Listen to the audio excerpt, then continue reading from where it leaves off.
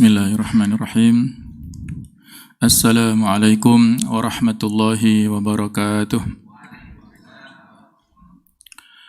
Alhamdulillahi wa kafa, wassalatu wassalamu ala nabiyil mustafa, wa man sara ala nahjihi faqtiktafa, wa ba'd. Para jamaah, Bapak Ibu sekalian rahimakumullah. Alhamdulillah kita bisa melaksanakan rangkaian ibadah di bulan Ramadan ini. Mudah-mudahan semuanya diterima oleh Allah Subhanahu wa ta'ala. Amin ya rabbal alamin. Jamaah sekalian rahimakumullah, ada sebuah nasihat yang disampaikan oleh Ali bin Abi Thalib radhiyallahu anhu yang berisi 4 kalimat. Beliau mengatakan, man u'tiya arba'an lam yuhram arba'an. Barang siapa yang diberi kemudahan untuk melakukan 4 hal, maka dia tidak terhalangi untuk mendapatkan 4 hal.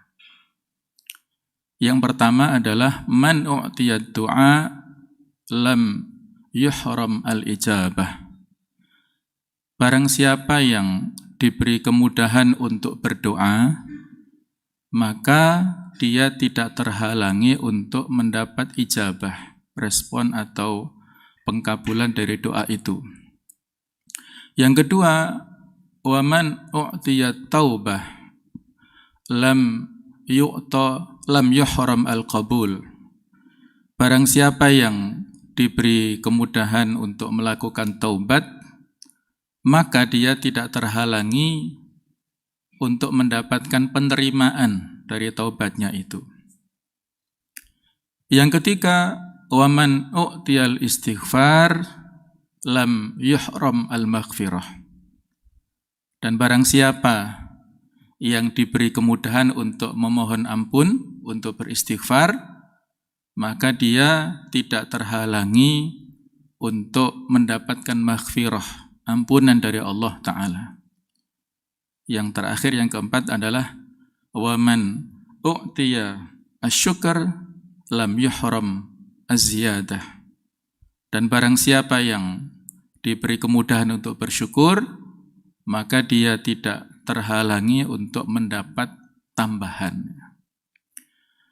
Jamaah sekalian, mari kita bahas singkat ya, masing-masing dari poin ini. Yang pertama, pesan dari Ali bin Abi Thalib adalah man u'tiya ad-du'a lam yuhram al-ijabah. Pada saat kita diberi kemudahan, kemauan, kemampuan untuk berdoa, maka saat itulah ada ijabah dari Allah Ta'ala. Allah Ta'ala telah memberikan janji kepada kita, di antaranya di surat Ghafir ayat 60, Udu'uni astajib lakum.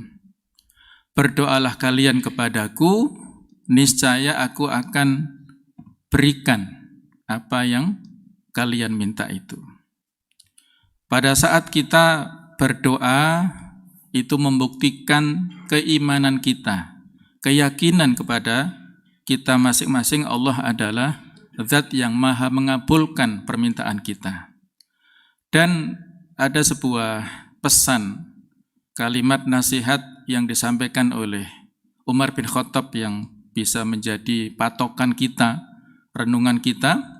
Umar mengatakan, inni la ahmilu hammal ijabah walakinni ahmilu hammad du'a.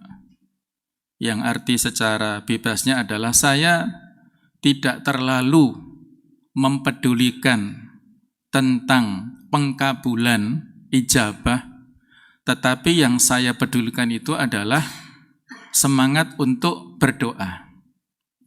Fa idza ulhimtu bid-du'a fa innal ijabah ma'ahu.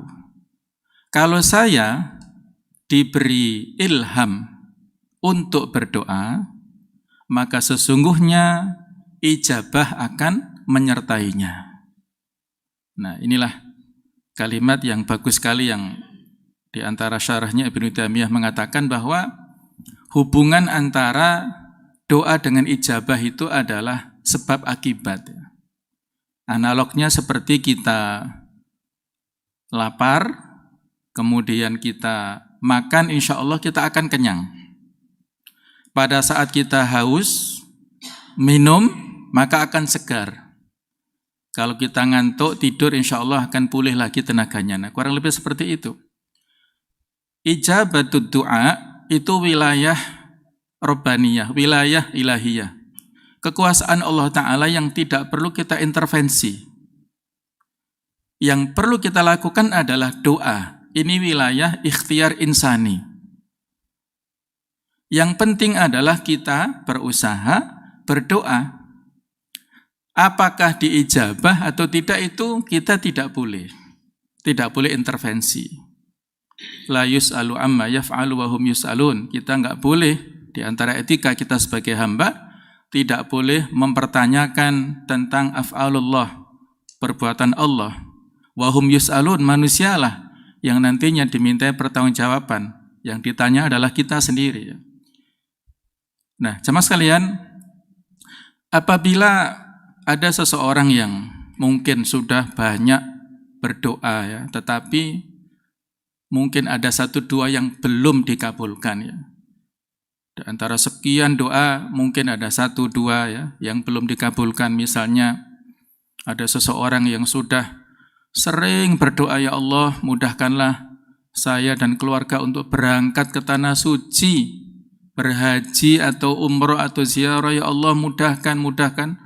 Tapi barangkali belum dikabulkan, maka jangan berputus asa ya. Dalam hal teknis pengkabulan doa ini Allah melalui Rasulnya lewat hadis diberikan penjelasan. Ada beberapa pilihan. Nabi mengatakan, ma min muslimin yad'u bida'watin laisa fiha ithmun wala qati'atu rahim illa atahu Allahu biha ihda thalath. Tidaklah seorang muslim yang pada saat itu berdoa yang isinya tidak mengandung dosa, tidak mengandung unsur pemutusan silaturahim, melainkan Allah Ta'ala akan memberikan kepadanya 1 di antara 3 kemungkinan. Yang pertama, imma an tu'ajjal lahu da'watuhu. Ini yang sering kita inginkan ya. Allah Ta'ala memberikan segera apa yang dia minta. Pagi minta, siang, sore langsung dikabulkan. Sekarang minta, besok langsung dikabulkan. Nah, ini seringnya kita mendapat atau berkeinginan. Poin yang pertama ini ya, disegerakan. Apakah dalam waktu hitungan hari, hitungan bulan, atau mungkin tahun, yang jelas dia disegerakan untuk mendapat di dunia ini. Kemungkinan kedua, wa imma an tutakhir lahu wa imma an yutakhir lahu fil akhirah. Kemungkinannya adalah dijadikan sebagai tabungan investasi di akhirat. Dan ini saya kira lebih menarik. Ada sebuah riwayat, ada dialog nanti di akhirat yaumul hisab. Allah memanggil hambanya dan mengatakan, aku akan memenuhi hutangku. Kata hamba ini, ya Rabb, engkau adalah zat Rabbul Alamin, mana mungkin saya punya hutang padamu. Allah katakan, ya, dulu kamu pernah berdoa, tetapi belum aku kabulkan, maka sekarang aku kabulkan. Aku penuhi hutangmu, masuklah ke surgaku.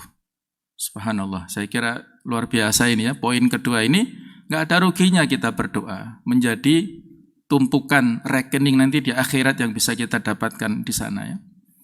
Nah, kemungkinan yang ketiga adalah wa imma an yusraf lahu minasuq mithlaha. Kemungkinan akan dipalingkan dari keburukan yang seperti itu.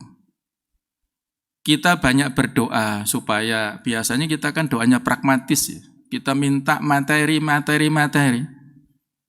Tapi mungkin belum sesuai dengan ekspektasi kita.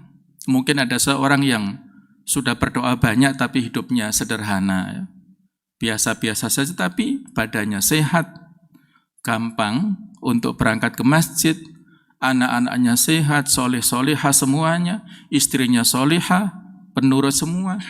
Nah, sementara ada orang yang berkelebihan dalam hal materi, tapi hidupnya berantakan, anaknya terjerat narkoba, kenakalan remaja, pergaulan bebas, istrinya selingkuh, dan macam-macam. Ini akan menjadi problem dalam hidupnya. Walaupun dia secara materi mungkin berkecukupan. Nah, inilah sama sekalian, kita tidak perlu membanding-bandingkan antara nikmat yang Allah berikan kepada kita dengan yang lain. Jadi boleh jadi ini ada pengkabulan jenis ketiga ya. Bukan hal yang kita minta, tetapi kita dihindarkan dari maksiat. Ada kecelakaan beruntun, semuanya tewas kecuali dia misalnya. Satu pesawat jatuh, tewas semua kecuali dia misalnya. Ini dipalingkan dari mara bahaya akibat dari doa-doa yang telah dia sampaikan. Ini poin pertama, apabila seseorang diberikan kemudahan untuk berdoa, maka ada ijabah yang membersamainya. Yang kedua, jemaah sekalian, yaitu man u'tiya taubah falam yuhram al-qabul. Siapa yang diberikan kemudahan untuk bertaubat, maka dia tidak dilarang atau tidak terhalangi untuk mendapatkan qabul, terkabulnya dari taubatnya ini. Sebagaimana di surah An-Nisa ayat 17, innamat taubatu 'alallah lilladzina ya'maluna su'a bijahalah tsumma yatubuna min qarib. Sesungguhnya taubat itu diterima Allah Ta'ala untuk orang-orang yang melakukan keburukan dengan ketidaktahuan atau dengan kebodohannya. Tsumma yatubuna min qarib, kemudian tidak berapa lama dia bertaubat. Fa ulaika yatubullahu alaihim, maka mereka itulah yang Allah terima taubatnya. Wa kana Allahu aliman hakima, dan Allah Maha mengetahui lagi Maha bijaksana. Jemaah sekalian, setiap Bani Adam ini pasti salah. Dan setiap orang yang bersalah ini yang terpenting adalah bagaimana dia bertaubat. Kullu Bani Adam khata'un wa khairul al-khata'ina tawwabun. Sejarah dari para ulama kita dulu tidak ada yang maksum ya. Selama kita manusia, pasti ada kesalahan, kekurangan, kekhilafan biasa. Bahkan Nabi Adam pun juga pernah khilaf dan diajarkan doa, Rabbana dzalamna anfusana wa illam taghfir lana wa tarhamna lanakunanna minal khasirin. Ada ulama yang besar, Fudail bin Iyad, masa lalunya seorang perampok yang sangat ditakuti. Tetapi pada saat mendengar firman Allah di surat Al-Hadid ayat 16, alam ya'ni lilladzina amanu ila akhiriha, beliau tersentuh dan akhirnya bertaubat, datang ke Masjidil Haram, menjadi seorang yang ahli ibadah, orang alim, dan menjadi rujukan umat sesudah itu. Seorang Malik bin Dinar yang pengakuannya sendiri, beliau mengatakan semua kejahatan sudah dilakukan, tapi pada saatnya ada titik balik mendapatkan hidayah. Sama juga di surat Al-Hadid 16 itu beliau menjadi ulama besar dan menjadi rujukan, menjadi ahli hadis sesudah itu ya. Itulah masa lalu kita bermacam-macam, tapi yang jelas adalah kita harus bertaubat dan memperbaiki diri kita masing-masing. Berikutnya jemaah sekalian, poin ketiga, wa man utiyal istighfar lam yuhram al-maghfirah. Barang siapa yang diberikan kemudahan untuk mohon ampun, untuk beristighfar, maka dia tidak terhalangi untuk mendapatkan maghfirah, ampunan dari Allah. Ini agak mirip dengan yang kedua, tapi ini lebih fleksibel ya, istighfar. Lewat lisan kita, zikir kita ini. Di antaranya ditegaskan di surah An-Nisa 110, wa may ya'mal su'an aw yadlib nafsahu tsumma yastaghfirillah yajidillahu ghafurur rahim. Barang siapa yang melakukan keburukan atau mendolimi dirinya sendiri, kemudian dia beristighfar, maka Allah temukan adalah zat yang maha pengampun lagi maha penyayang. Jadi istighfar ini mari kita jadikan sebagai gaya hidup kita ya, sehari-hari, setiap waktu, setiap saat.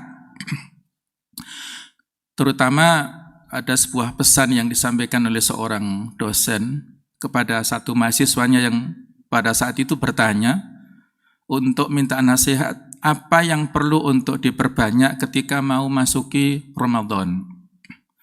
Maka dosen ini, yaitu Syekh Muhammad bin Muhammad Mukhtar Asy-Syinkiti, memberikan resep aktsiril istighfar. Perbanyaklah istighfar. Apa alasannya? Karena dosa-dosa manusia itulah yang menghalanginya untuk melakukan ibadah. Kita ingin Ramadan ini maksimal ya. Tapi kadang-kadang masih ada rasa malas dan sebagainya, maka itu diantara sebabnya adalah banyaknya dosa kita. Nah, supaya dosa kita terampuni, banyaklah istighfar ya. Ada sebuah quote yang bagus yang bisa kita ambil pelajaran ya. Apabila sekelas Ramadan ini tidak mampu mengubahmu, maka tangisilah dirimu. Sesalilah dirimu sendiri. Karena boleh jadi pekatnya dosa dan maksiat itulah yang menghalangimu untuk mendapatkan terangnya hidayah. Kalau seorang di bulan Ramadan ini tidak mampu berubah, dia masih bermalas-malasan. Ketika di luar Ramadan jauh dari masjid, di Ramadan masih jauh dari masjid.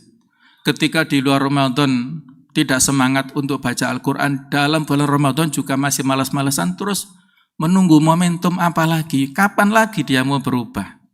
Nah, jangan-jangan itu tadi rahasianya karena masih banyak dosa yang dia lakukan, maka harus banyak beristighfar. Kata Rasulullah dalam hadis, man lazimal istighfar ja'alallahu lahu min kulli hammin faraja. Ya, barang siapa yang merutinkan istighfar, Allah jadikan kesusahannya menjadi kegembiraan. Wa min kulli dhikin makhraja. Setiap kesulitan ada solusinya. Wa rizqhu min haitsu la yahtasib, dan diberikan rezeki dari jalan yang tidak dia sangka-sangka. Ibnu Qayyim memberikan resep, kalau kita banyak permintaan, banyak keinginan, tapi waktunya singkat, maka bisa diganti dengan istighfar, astagfirullah. Mengapa demikian? Karena kalau Allah sudah memberikan maghfirah, Allah akan memberikan apa yang dia inginkan. Allah Maha tahu dengan apa yang ada dalam hati kita. Ya. Ada hadis lagi yang mengatakan, tuba liman wajada fi sahifatihi istighfaron kathiron. Beruntunglah orang yang nanti dalam buku catatan di akhirat banyak tulisan istighfar. Semakin banyak kata-kata istighfar, astagfirullah atau astagfirullahaladzim dalam masa hidupnya, catatannya nanti penuh di akhirat, dan orang ini adalah orang yang beruntung. Mari kita perbanyak, ya barangkali untuk menjaga konsistensi bisa dihitung ya lewat tasbih digital, monggo itu teknis bukan bid'ah ya. Hari ini mungkin 1000, besok 1500, lusa ada 2000, sampai terserah. Yang penting supaya menghitung konsistensi. Nah, itu bisa di istighfar setiap hari, setiap waktu ya. Kemudian yang keempat adalah man u'tiya asyukr lam yuhram az-ziyadah. Barang siapa yang diberi kemudahan untuk bersyukur, maka dia tidak terhalangi untuk mendapatkan tambahan dari nikmat tersebut. Ayat yang sudah populer, surat Ibrahim ayat yang ke-7, la in syakartum la azidannakum. Yang kata Ibnu Katsir menyampaikan, la in syakartum ala nikmati la azidannakum ala taati. Kalau kalian bersyukur atas nikmatku, maka aku akan tambah dalam hal ketaatan. Ini kaitannya dengan poin yang ketiga tadi ya. Kalau kalian bersyukur atas nikmat Allah, maka ditambah ketaatannya. Semakin semangat ibadahnya, semakin rajin ke masjid, semakin rajin sedekah dan lain-lain. Jemaah sekalian, seorang ulama besar Ibrahim bin Adham ya. Beliau ini dulunya seorang raja Ghassan, tapi meninggalkan istananya untuk hidup menjadi seorang zahid yang zuhud. Kemudian satu saat Ibrahim bin Adham ini berjalan-jalan di pasar, ketemu dengan orang yang, mohon maaf, yang cacat ya. Orang ini buta matanya, tidak punya tangan, tidak punya kaki, tapi terus menyampaikan ada kalimat tahmid, tasbih, takbir, tahlil lewat lisannya ini. Terus alhamdulillah, subhanallah, Allahu akbar. Terus ya. Maka Ibrahim ini heran.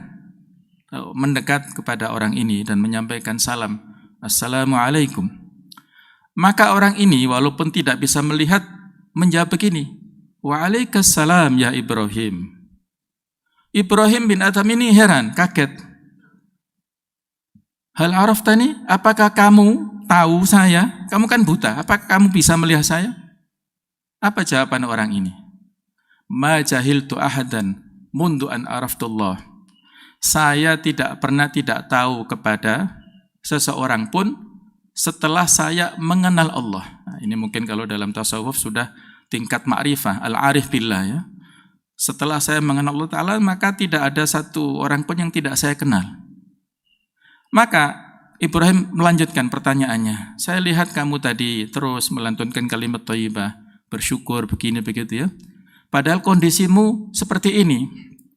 Ya, seperti inilah kondisinya ya, yang tidak seperti orang lain. Maka apa jawaban daripada orang ini? Ada dua alasan. Nikmat Allah yang selalu dia syukuri, selalu dia bertasbih dan sebagainya itu dia katakan. Yang pertama adalah qalban syakiran, yang kedua adalah lisanan dzakiran. Hati yang selalu bersyukur dan lisan yang selalu berzikir.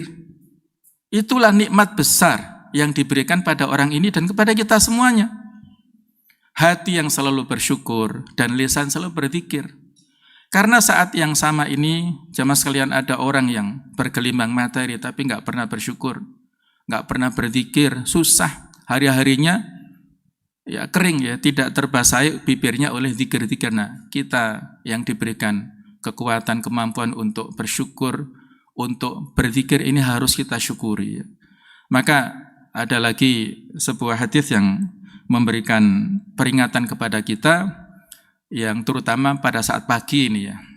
Man qala, atau barang siapa yang mengatakan inda sobahi pada saat waktu pagi itu ya, Allahumma ma asbahabi min ni'matin au bi ahdin min khalqik faminka wahdaka la syarikalak falakal hamdu walaka syukur. Siapa yang berzikir pagi faqad adda syukrahu hadzal yaum, maka orang ini telah menunaikan kewajiban syukurnya pada hari itu ya. Ini termasuk rangkaian daripada doa pagi.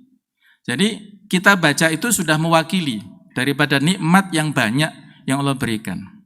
Dan ada lagi hadis yang memberikan pesan, man la yashkurun nas la yashkurullah, orang yang tidak sanggup, tidak mampu menyampaikan ucapan terima kasih kepada orang lain, maka dia tidak akan bisa bersyukur kepada Allah.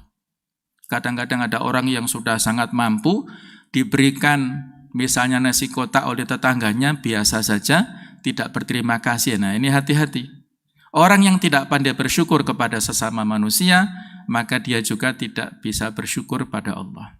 Dan kadang-kadang orang yang diberikan nikmat banyak, itu tidak menjadikan dia taat, tapi justru banyak melakukan maksiat. Ini kekurangan manusia, terutama laki-laki. Kalau laki-laki punya segalanya, maka dia bisa melakukan segalanya, bisa membeli segalanya. Itu hati-hati ya. Maka para ulama mengingatkan, kullu nikmatin la tuqarribuka ilallah fahiya nikmah. Setiap nikmat yang tidak mendekatkan engkau kepada Allah itulah musibah. Wa kullu musibatin tuqarribuka ila ta'ah fahiya nikmah. Setiap musibah yang justru mendekatkanmu kepada Allah itulah nikmat yang sebenarnya. Jadi standarnya adalah sejauh mana ketaatan dan kedekatan kita kepada Allah. Soal materi itu aksesoris yang bisa jadi membuat barokah atau kebalikannya bisa menjadi musibah bagi orang-orang tertentu. Mudah-mudahan Allah Ta'ala memberikan kemudahan kepada kita untuk melakukan 4 hal ini dengan memperbanyak doa, dengan bertaubat, beristighfar, dan bersyukur. Di sela-sela atau di sisa Ramadan ini mudah-mudahan semua kita mendapatkan keberkahan Ramadan dan lebih berkualitas daripada tahun-tahun yang sebelumnya. Ihdinas siratal mustaqim. Wassalamualaikum warahmatullahi wabarakatuh.